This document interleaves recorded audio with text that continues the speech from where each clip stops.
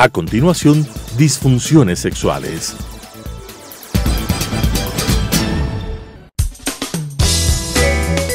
Clasificación A. Apto para todo público.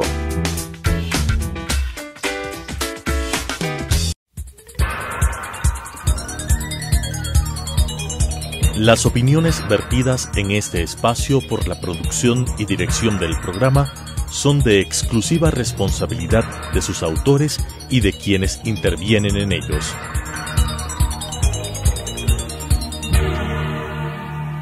Telesucesos, Canal 29, UHF presenta Disfunciones sexuales. Un capítulo de la medicina sexual es el estudio y conocimiento del anormal funcionamiento sexual del hombre, la mujer y la pareja, su correcto diagnóstico, sus soluciones y tratamientos. Con la dirección del Dr. Augusto Díaz. Disfunciones sexuales. Buenos días, distinguidos televidentes de Telesucesos, Canal 29. Aquí estamos otra vez con nuestro programa Disfunciones sexuales. Y este día tenemos la suerte de tener un invitado especial. Se trata del doctor Rodrigo Robayo Procel. Es un doctor en medicina especializado en endocrinología y metabolismo. En la Universidad Central, en la Universidad del Ecuador, Facultad de Medicina. También ha hecho su posgrado en la Universidad Católica de Lovaina, en Bruselas, en Bélgica, práctica privada, y es vicepresidente de la Sociedad Ecuatoriana de Endocrinología. Buenos días, Rodrigo. Augusto. Qué gusto tenerle aquí entre nosotros, ¿ah? Un gusto y muchas gracias por su invitación, No, Augusto. para nosotros es un placer contar con su presencia. Rodrigo, bueno, nosotros hemos hablado bastante ya de las disfunciones sexuales acá en este programa, tanto masculinas como femeninas, y hemos enfocado los diferentes aspectos endocrinológico, metabólico, hormonal, digamos, neurológico, vascular, en fin, y hoy tenemos el gusto de estar con usted aquí para que nos cuente la función sexual. ¿Está de alguna manera, digamos, con problemas a veces desde el punto de vista endocrinológico y desde el punto de vista metabólico? Desde el punto de vista endocrinológico podemos hablar, por ejemplo, desde la tiroides, ¿no es cierto? Sí, que en el hipotiroidismo, el hipertiroidismo pueden traer problemas. Cuéntenos, para comenzar, en la parte esta metabólica, en esta parte de la tiroides, ¿cómo puede influenciar la tiroides en la función sexual masculina? Bueno, el disfuncionamiento de la tiroides es un importante factor dentro de este tipo de problema, no solamente a nivel de la función sexual masculina, sino también de la femenina. También. Si hablamos específicamente de la disfunción sexual masculina, los dos casos extremos pueden presentar este tipo de problema de disfunción, tanto el hipotiroidismo como el hipertiroidismo. El hipotiroidismo, para que las personas entiendan, es una enfermedad en donde existe una disminución del metabolismo, ¿no? del metabolismo de la persona afectada, donde, además de algunas características principales, lo básico es un estado a veces depresivo, un aumento de peso, caída de pelo, retención de agua, como características principales. Y acompañado este tipo de problema por los trastornos mismos de la función, de la baja función de la tiroides, los niveles bajos de tiroides provocan una afectación no solamente desde el área metabólica, sino desde el área cognitiva, que también es importante, sino también en el área sexual. ¿Por qué? Porque existe paralelamente una afectación indirecta que puede provocar hipoprolactinemia, por ejemplo. La prolactina es una hormona, para que me comprendan, que se secreta a nivel de hipófisis. Sobre todo tiene importancia durante el embarazo y la lactación en la mujer, pero en el hombre existe también la probabilidad de una prolactina elevada cuando se presentan, por ejemplo, problemas tumorales, o en el caso del hipotiroidismo, cuando hay niveles que no son exageradamente elevados, pero que pueden provocar disminución a veces discreta o importante de los niveles de testosterona, específicamente la testosterona libre, que van a provocar en alguna forma una disfunción eréctil. Claro, la prolactina trabaja prácticamente bloqueando la testosterona, ¿no? Sí, son dos cosas importantes. Yo les hablaba de la prolactina porque a pesar de que son hormonas distintas, cuando Totalmente. existe algún cambio, cuando existe un trabajo excesivo, o sea, de la tiroides o de cualquier otro tipo de hormona, los cambios son generales. ¿Por qué? Porque todo este proceso se concatena y es un proceso en serie. Si es que algo funciona mal, todo funciona inadecuadamente.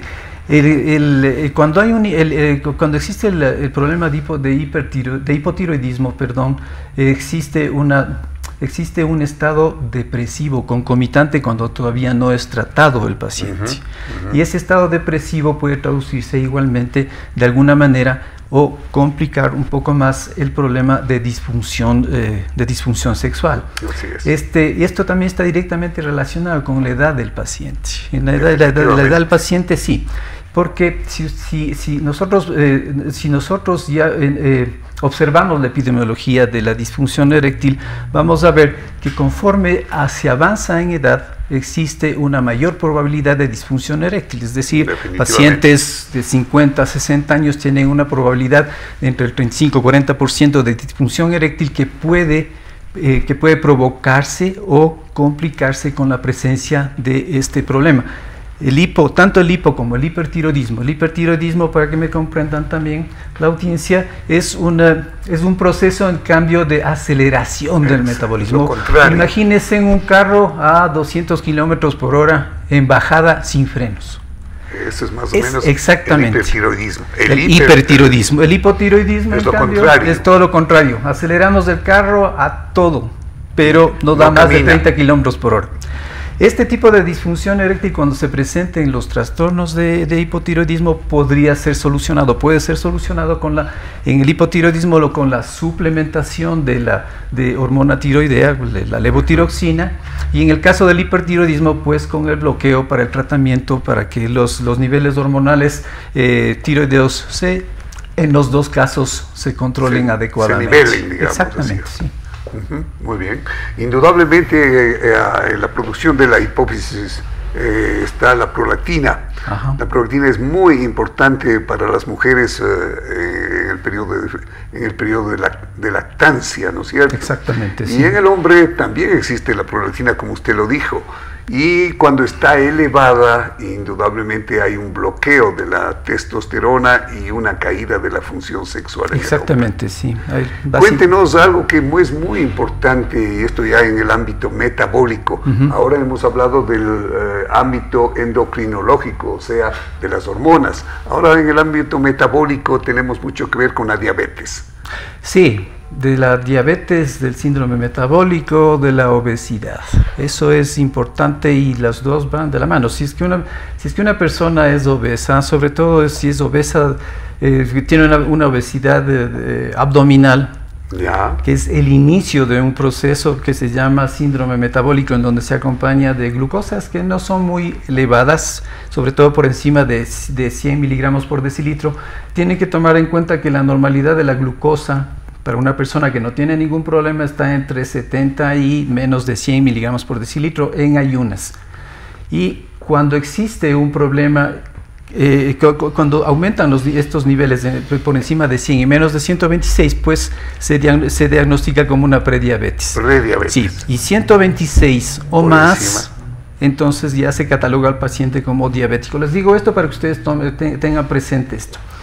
Pero esto puede, disculpe que le interrumpa, pero esto en una sola vez o en varias veces que se repite Actualmente se han cambiado los criterios, pero debido a que esta es una epidemia tremendamente importante a nivel mundial.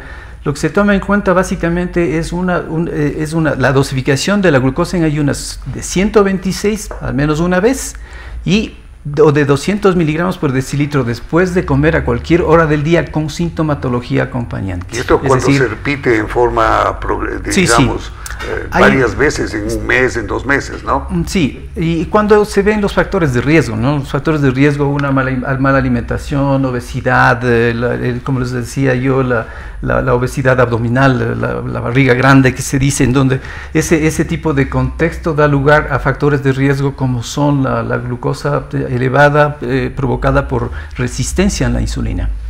Todos estos factores también conllevan a una alteración dentro de la sensibilidad periférica de algunas hormonas, y dentro de esas hormonas puede ser la testosterona. Cuando nosotros tenemos un problema de obesidad, sea en el hombre o en la mujer, podemos estar abocados a la presencia de una testosterona, de una disminución de la testosterona libre, por un aumento del transportador de la testosterona. Claro. A nivel de los tejidos, sea en el caso de la testosterona, a nivel de los tejidos en el hombre, la testosterona libre, es decir, la que no está ligada a ningún vehículo, es la que tiene la acción. Si es que esa testosterona libre está disminuida, pues existe una disminución o un menor efecto a nivel de los órganos blancos. En este caso, por ejemplo, va a causar la disfunción eréctil traducida por una disminución o una erección deficiente. Sí. Así es. Y también el deseo se trastorna indudablemente con la baja testosterona, más que la erección. Sí, lo que pasa es que el contexto de disfunción eréctil no solamente es la falta de erección, pues el contexto es múltiple. Viene el asunto de la libido sexual, viene el asunto de una erección mantenida, viene de mala calidad. Exactamente, de buena o mala calidad, todo ese contexto y el área psicológica que se complementa a eso. Entonces, si nosotros tenemos un paciente con glucosa inadecuadamente controlada, con medicamento antihipertensivo, con algún tipo de control desde el punto metabólico, con tabletas, y algún problema depresivo, pues ese es un candidato, pero tremendamente importante para la disfunción eréctil, porque el contexto es múltiple. Claro. Rodrigo, en los casos de glucosa elevada por largo tiempo en un paciente, o sea, una diabetes crónica, ¿no es cierto? Cuéntenos cuáles son los daños metabólicos que se originan, que pasan, que suceden en las arterias, en los nervios y en los órganos blancos, como usted dice. Eso iba. Sí, es una muy buena pregunta, Augusto. Cuando existe una diabetes, tomemos en cuenta una cosa que es importante. La diabetes no causa problemas si es que es un problema bien manejado. Es decir, un buen control, la prevención, que es importante, se traduce en disminución de la probabilidad de complicaciones. Así es. ¿Sí? Las complicaciones más importantes de una diabetes mal tratada, que se presentan sobre todo a partir de los 5 años de diagnóstico, son la microangiopatía, la neuropatía y la nefropatía. Y la macroangiopatía también. La macro viene posteriormente. En un inicio hay un 12 a 19% de macroangiopatía que puede provocar, pero el problema más importante es la disfunción endotelial. Claro. Esa disfunción endotelial se traduce en muchas cosas. Una de las cosas importantes son la disminución de flujo, y una de las causas de la disfunción eréctil es la disminución de flujo microvascular. Claro. a nivel del órgano. Por la microangiopatía. Exactamente. Diabética. Y paralelamente, si el diabético llega a presentar un problema de nefropatía, es decir, un problema de riñón, es otro factor de riesgo para el problema de disfunción eréctil. También hay retinopatía diabética, definitivamente. Exactamente, ¿no? que sí, exactamente. Y si el paciente es un hipertenso, la medicación antihipertensiva también puede provocar problemas o trastornos de disfunción. Es decir, por eso es que yo le digo que todo este problema es multifactorial. Y el abordaje terapéutico, que puede ser quirúrgico, que puede ser desde el punto de vista psicológico, desde el punto de vista endocrinológico, tiene que hacerlo desde el punto de vista grupal, es decir, el endocrinólogo, el psicólogo, el cirujano vascular, que son los que van a asistir dependiendo del tipo de problema. Definitivamente, claro. Hay una pregunta que es importante. Entre las complicaciones más importantes de la diabetes está la microangiopatía diabética. Así es. Y esta microangiopatía diabética va a dañar sobre todo las arterias de ciertos lugares. La que más se daña son las arterias del pene. Y yo les había contado a mis televidentes que las arterias que más se dañan en el organismo del hombre son las arterias penianas, por una razón, porque todas las arterias tienen una función que es de vasoconstricción y vasodilatación, pero las arterias del pene tienen una acción más importante, se alargan y se acortan. En erección hay un alargamiento, en flacidez hay un acortamiento de esas arterias, por eso esas arterias son las que más se dañan. La pregunta viene, en el paciente diabético grave, cuando ya, digamos, las arterias, la microangiopatía se ha hecho macroangiopatía. ¿Qué quiere decir microangiopatía? Ya hemos explicado. Quiere decir que las arterias de pequeño calibre se han dañado. Y macroangiopatía, que las arterias de grueso calibre están dañadas. Cuando esto ha sucedido, nosotros recomendamos a los pacientes un implante prostésico, una prótesis peniana. Cuénteme usted, ¿qué experiencia ha tenido con este tratamiento? ¿Ha oído alguna vez, ha tenido pacientes con este problema? Nosotros hemos trabajado en conjunto alguna vez. Sí, ha habido, hay buenos y malos casos. Los buenos casos, cuando se hace un estudio de todos los factores de riesgo que podrían provocar el trastorno. Entonces, cuando el abordaje diagnóstico es adecuado, pues los resultados son espectaculares. Efectivamente. Pero tenemos que tener en cuenta una cosa que es muy importante, y sobre todo en el diabético mal controlado. El diabético, para cualquier tipo de intervención o procedimiento en el diabético, el principal requerimiento es el buen control. ¿Qué llamamos buen control? No son solamente glucosas normales o cerca a lo normal de una semana o de 2, no. Es una glucosa que tiene que estar perfectamente bien controlada 3 a 6 meses o más. ¿Cómo sabemos que el paciente está bien controlado? Hay un marcador de control metabólico que es la hemoglobina glicosilada. Exacto. Esa hemoglobina glicosilada es una fracción de la hemoglobina que ustedes o todos tenemos en los glóbulos rojos. Como los glóbulos rojos tienen una vida media de 120 días, se aprovecha esta eventualidad para medir esta hemoglobina pegada a los glóbulos rojos y el porcentaje. Mientras menor porcentaje, quiere decir que hay menos cifra, que el control metabólico es muy bueno. Mejor. Exactamente. Entonces, para cualquier procedimiento y para que el procedimiento sea correcto y dé buenos resultados, pues tenemos que exigir por lo menos en un paciente que esté entre 50 a 70 años una hemoglobina glicosilada cercana a 7. Máximo. Sí, hay ciertas eventualidades que pueden ser 7 o 7,5%, pero de todas maneras tiene que ser exigente para precisamente evitar esos rechazos, esas perforaciones inadecuadas, todo ese tipo de ese daño, claro. Exactamente, ese daño que muchas veces es irreparable. Irreversible, sí. Nosotros hemos tenido, y con usted, una experiencia muy amplia, porque después de la implantación prostésica, algo que es muy importante es el control diabetológico. Así es. Es el chequeo del diabetólogo, es el chequeo del paciente que debe cumplir con todas las instrucciones y con todo lo que debe realizar de la función sexual adecuada, ¿no es cierto? Y hemos tenido, como usted ha visto, excelentes casos. ¿Cuál es su opinión con respecto al tratamiento postoperatorio del paciente que ha recibido prótesis peniana, diabético? No, sí, como les decía, tanto prequirúrgico, es decir, antes del procedimiento y después del procedimiento postquirúrgico y a largo plazo, el control metabólico tiene que ser exigente. Y eso es excelente a largo plazo. Sí, entonces si es que uno tiene un buen control metabólico a lo largo del postoperatorio, inmediato y a largo plazo, pues las complicaciones son mucho menores, son mucho menores. Entonces, antes existía, y todavía la gente dice que en el diabético ni siquiera cierran las heridas.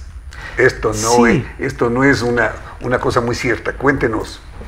El problema radica en que un diabético que está mal controlado es susceptible de infecciones, es susceptible de una cicatrización inadecuada.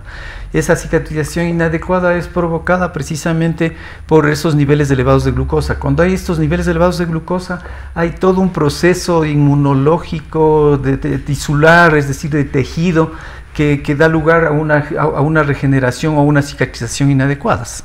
Entonces, cuando existen estos problemas que no son solventados y que no son prevenidos antes de cualquier tipo de intervención, pues podemos asistir a un sinnúmero de complicaciones. Entonces, una de las recomendaciones para cualquier tipo de procedimiento, sea cual sea, incluso odontológico, por más simple que sea, es la prevención y el buen control metabólico para disminuir desde el punto de vista de diabetes la posibilidad de algún tipo de complicación que genere problemas mucho más severos. Indudablemente el páncreas está incluido en la producción por supuesto. Indudablemente. Y si las enfermedades pancreáticas o añadidas a este problema de diabetes, ¿son reversibles o irreversibles?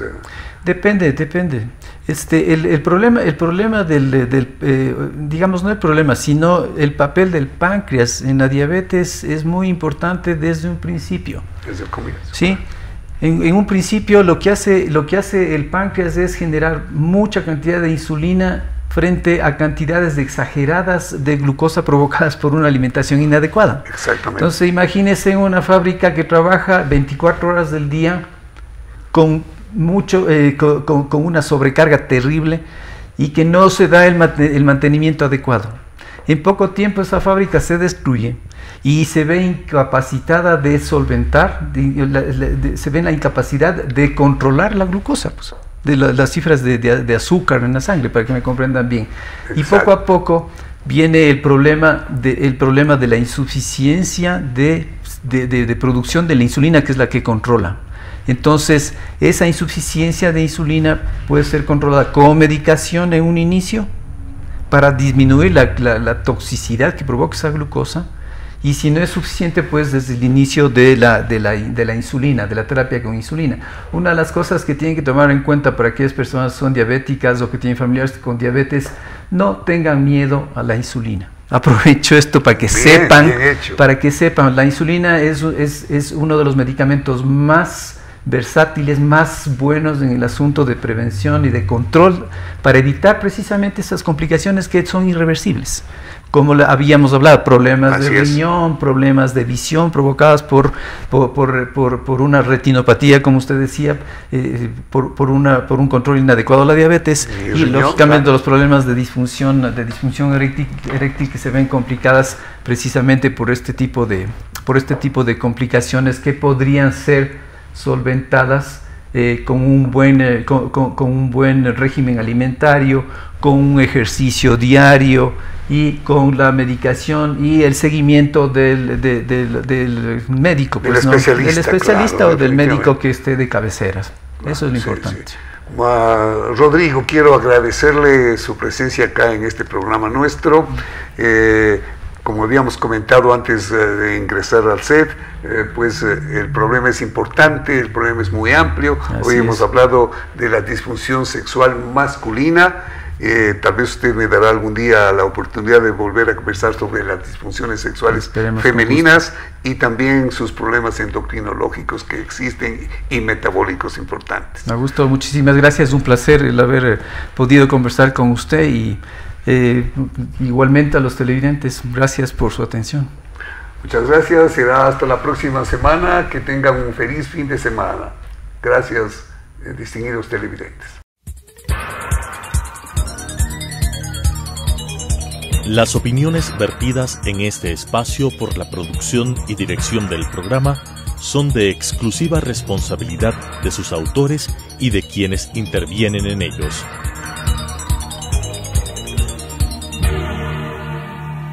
Telesucesos Canal 29 UHF presentó Disfunciones sexuales. Un capítulo de la medicina sexual es el estudio y conocimiento del anormal funcionamiento sexual del hombre, la mujer y la pareja, su correcto diagnóstico, sus soluciones y tratamientos. Con la dirección del Dr. Augusto Díaz. Disfunciones sexuales.